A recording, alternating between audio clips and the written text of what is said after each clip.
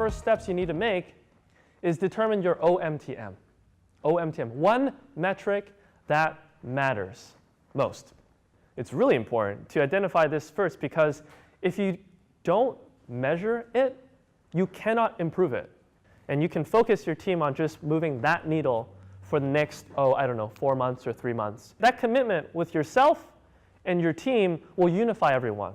Let's just assume that our one metric that matters most is revenue. Make it real easy. So at the very bottom is a dollar sign. It's a sale. Revenue. We all love that, right? At the very, very top, we're going to assume that this is a software product where you don't need a sales team. At the top, they view your product. They might visit your website. That's the top of the funnel. The second one is they view your offer.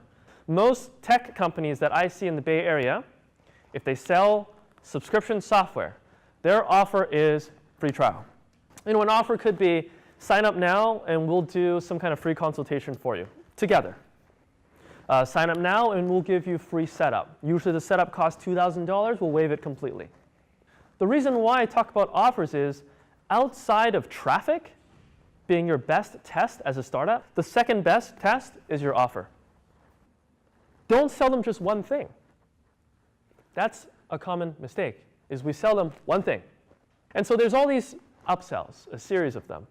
You can embed them all over your applications, even if you're not an online store, okay? This is an example of a user flow for what a clean one-click upsell looks like. What's actually happening is on the far left, you have a typical checkout screen.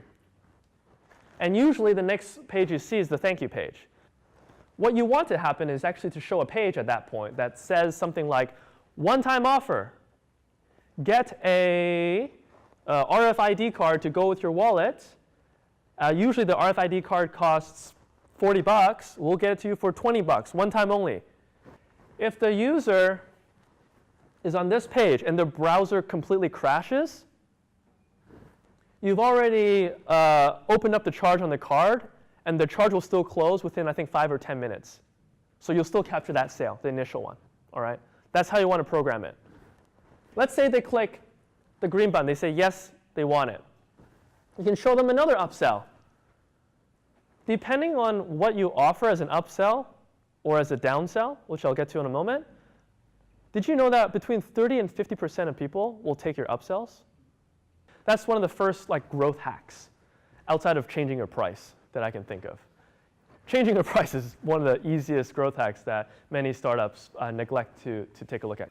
So for those of you who are going to build a company with a sales team, you're going to need to, as a marketer, your job is to generate leads, qualified leads for your sales team.